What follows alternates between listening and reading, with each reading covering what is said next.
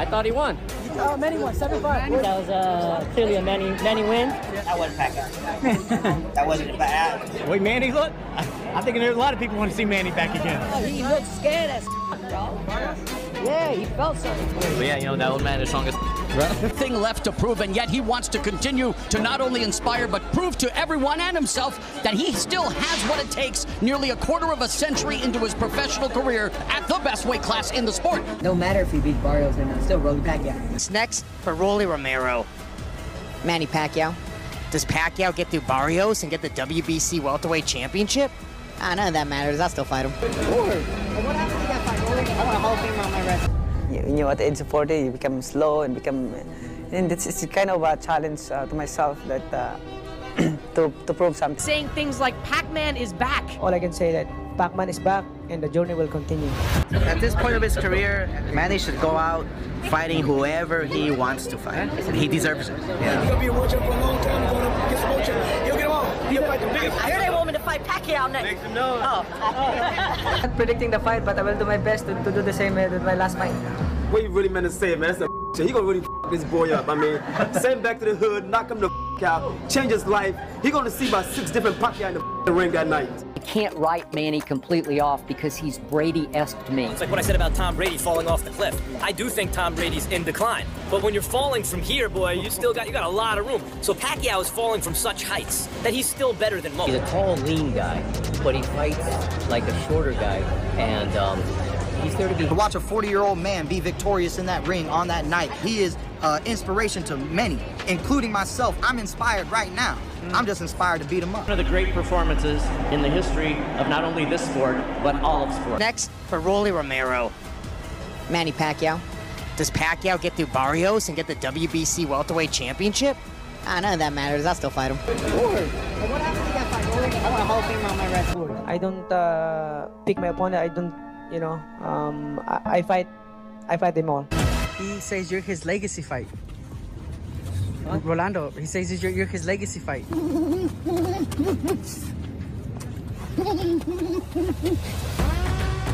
In terms of that fight, I don't hate it. I think the build-up will be great.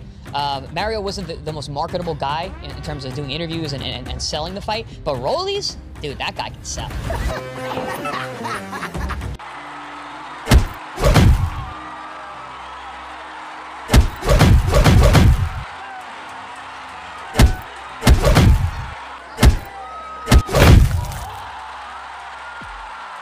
Sa wakas, at lumutang na nga po ang maaring sunod na makakalaban nitong ating pambansang kamao at 8th Division World Champion na si Manny Pacquiao, na kung saan ang kanya kunong sunod na makakalaban ay ang WBA Welterweight World Champion na si Rolando Rolly Romero.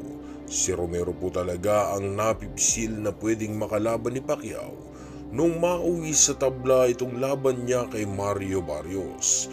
Ayon po sa mga lumabas na balita, ay nasa final na di umano na diskusyon at negosasyon ang magiging world title fight na ito. Isa ito sa mga gustong mangyari na laban ng ating pambansang kamao dahil sa mayroong pagkakataon na mabasag niya ang kanyang sariling legasiya. At yun na nga, ay ang maging pinakamatandang kampiyon dito sa 147 pounds welterweight division. At makakamit niya lamang ito sa pagtalo dito sa mas malaki at mas malakas na kampiyon na si Romero. Pero hindi po kasi biro ang kakayahan ng kampiyon na ito, mga idol, na may malakas na hook at sobrang didiing mga patama. Kaya naman medyo mahihirapan din po talaga ang ating kababayan sa magiging laban niyang ito. Lalo pa po't alam naman natin na hindi na ang prime na Manny Pacquiao ang lalaban, na mayroong mga limitadong paggalaw at ginagawa para maiwasan ang mga madidiing suntok ng kanyang kalaban. Hindi na ito yung Pacquiao na tumatalon sa magkakaibang anggulo para iwasan ang mga malalakas na suntok ng kanyang kalaban, na kung saan mas tinatamaan at mas madali na ring mapatamaan ang ating kababayan. Pero mas magiging madali na laban ito para kay Pacquiao dahil sa hindi nga mahilig bumato ng jab itong si Romero. Kaya naman hindi po magiging komplikado ang mga pagpasok nitong si Pacquiao sa depensa nitong si Rolly Romero na siguradong magre-resulta ng isang kapanapanabik na laban dito sa pagitan ni Manny Pacquiao at Rolly Romero. Hindi natin may tatanggi na itong si 8th Division World Champion Manny Pacquiao ang isa sa mga tinitingalang boksingero noon sa kanyang kapanahunan na kung saan dala-dala ng matinding excitement sa kanyang mga laban na talaga namang hindi kaantukin sa oras na siya na ang tumapak sa ibabaw ng lona. Kaya naman hindi magkaumayaw ang mga boxing fans sa oras na siya ay mapapalaban dahil sa siguradong titigil ang Pilipinas pag siya na ang lalaban para sa ating bayan. Ngayon sa video po kasing ito mga idol, iihahain ko sa inyo ang isa sa pinakamabigat na laban nitong si Manny Pacquiao ng kanyang kaharapin, ang mas bata noong kampiyon at may hawak ng WBO o World Boxing Organization welterweight world title belt na si Jesse Vargas. Itong si Pacquiao ay nagbalik sa kanyang pagre-retiro dahil sa na-miss di umano niya ang boxing, at sa kanyang pagbabalik ay agad-agad po nitong sinagupa ang kampiyon na si Jesse Vargas. I'm happy to be back. I feel lonely and sad when you are thinking you're not longer active with the sport of boxing. You know, I want to box, I want to continue because Sa laban na ito mga idol ay maraming naniniwala na hindi na kaya di umano nitong si Pacquiao makipagsabayan sa mas batang kalaban. Lalo pat itong si Vargas ay nasa kanya na ngayong kapanahunan na kung saan ay nag-uumapaw ang kumpiyansa ng kampiyon na ito na kanya di umanong tatalunin lamang sa laban ang 8th Division World Champion na ating pambansang kamao na si Manny Pacquiao. Let's come out victorious and to show that I'm the best in the welterweight division. What have you done to prepare for Manny? What have I done? What have we done? My team and I have prepared tremendously in a great way, and we look forward to performing well because that's what we work for. You know, and this November 5th, this Saturday night, tomorrow night, we're going to give the fans a great performance, and we plan to come out victorious. We worked hard for it, and we have no doubt that that will be the outcome. Walang kaalam-alam si Vargas na hindi pa rin nawawala ang bagsik nitong si Pacquiao. Kaya naman po yung mararanasan ng kampiyon na ito ang pagkatalo na hindi niya pa nararanasan sa kanyang talang buhay. Kaya naman huwag po natin patagalin pa at sabay-sabay po natin ngayong panoorin ang highlights ng kanilang buong naging sagupaan. Sa unang round mga idol ay medyo po nagiging maingat ang ating kababayan na si Pacquiao dahil sa aminado itong si Pacquiao na malakas din itong kanyang kalaban. Kaya naman binabasa at kinakapapa ng ating kababayan ang lakas at diskarte ng kanyang kalaban sa pagbato ng suntok.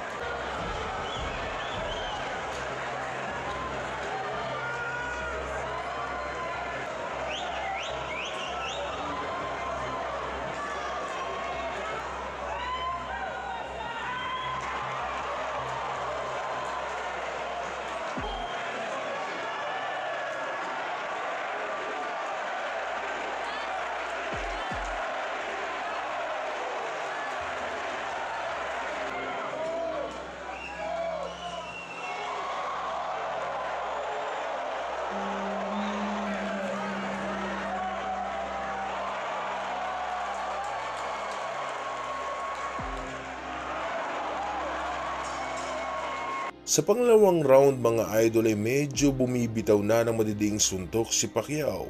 Gusto ni Manny Pacquiao na makuha ang round 2. Kaya lamang kasi ay desidido ang kampiyon na si Jessie Vargas na makuha ang face ng laban.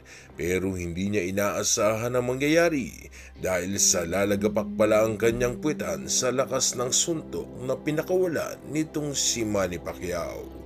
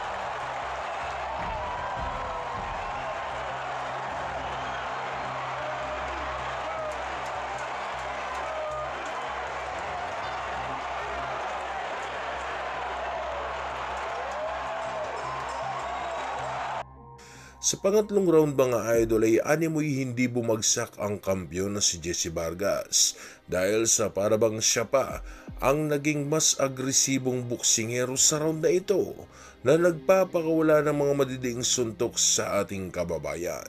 Di naman inaayaan ni Pacquiao na mangyari ito, kaya naman malalakas sa suntok din po ang pinakawala ni Pacquiao kung saan nga ay nagsimula ng maglaro ang ating kababayan.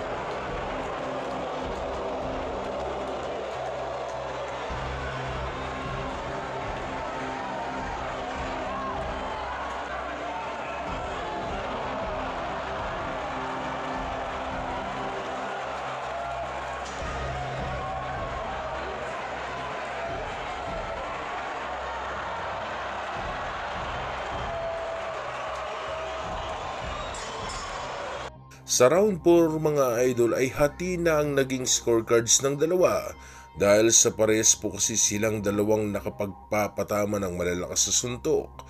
Pero ang round na ito ay binigay po kay Jessie Vargas mga idol dahil sa may isang kanang malakas sa suntok na naipatama itong si Jessie Vargas sa muka ng ating kababayan.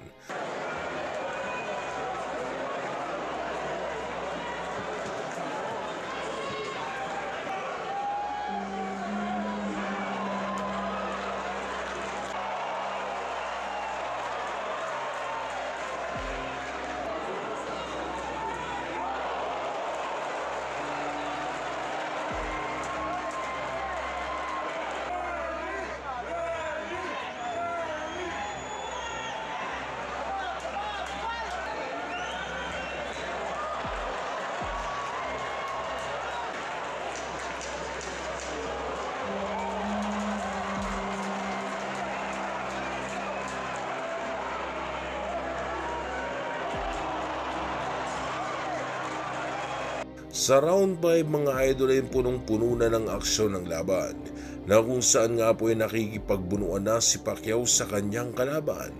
Hindi naman basta-basta nagpapadaig itong si Jesse Vargas dahil sa agad-agad po kasi itong bumabato ng maraming suntok sa tuwing pumapasok na sa kanyang depensa ang ating kababayan.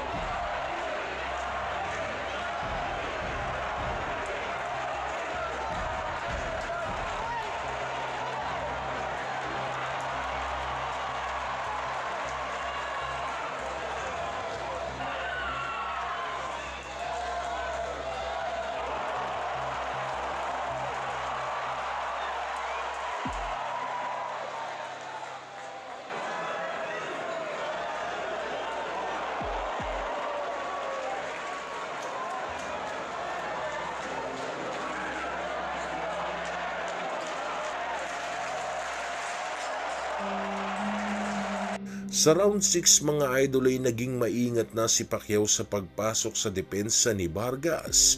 Napag-alaman na po kasi ni Pacquiao na medyo malakas din talaga ang mga suntok nitong si Jesse Vargas na nagagawa siyang mayanig kung saan ay nawawala ang kanyang balanse. Kitang-kita po dito kay Jesse Vargas ang style nitong si Juan Manuel Marquez na kanya lang naman pong pinaggayahan na estilo para talunin ang ating pambato.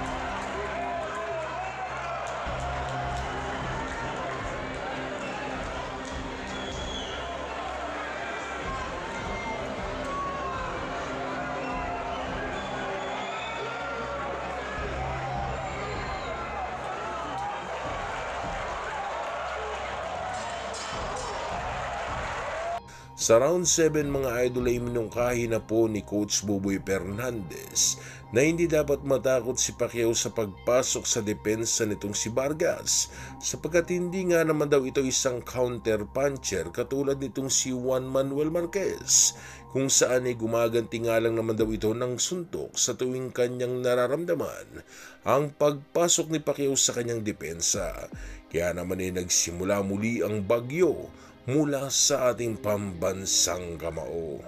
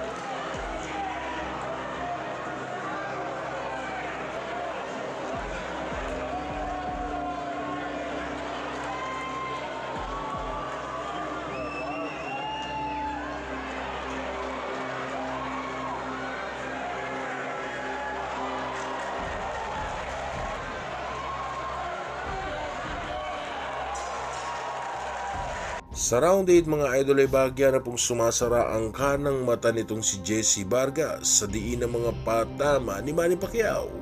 Hindi na mabasa-basa ni Vargas ang lokasyon ng mga pinanggagalingan ng mga suntok nitong ating kababayan.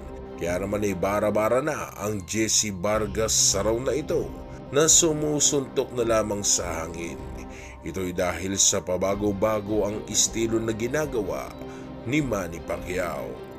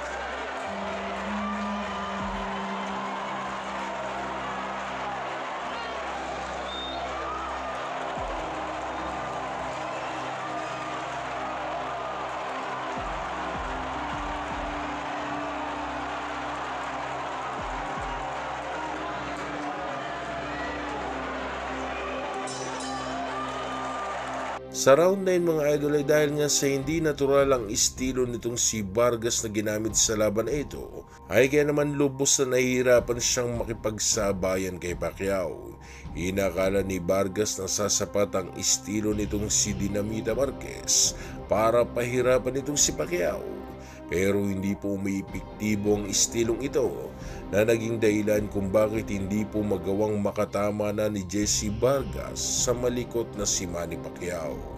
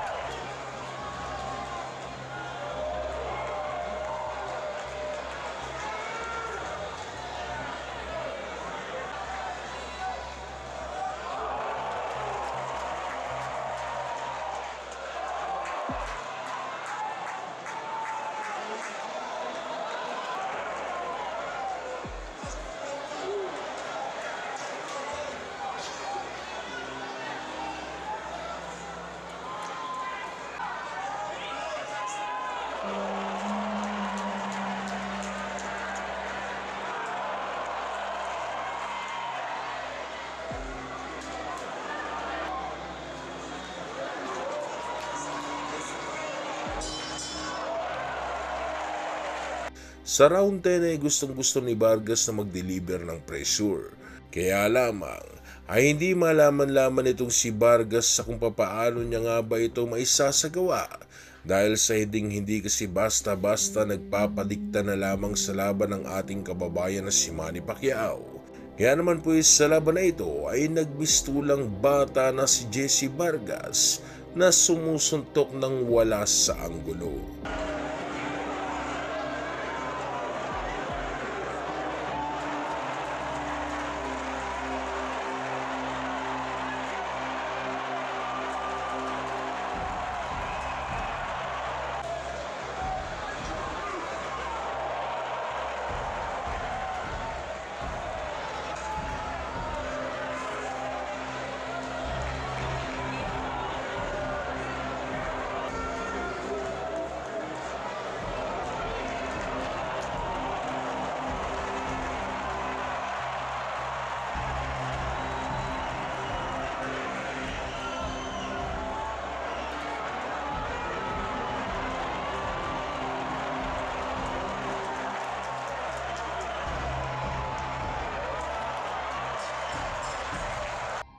Sa round 11 mga idol ay hindi na alam ni Jesse Vargas kung paano niya nga ba pupuruhan itong si Pacquiao.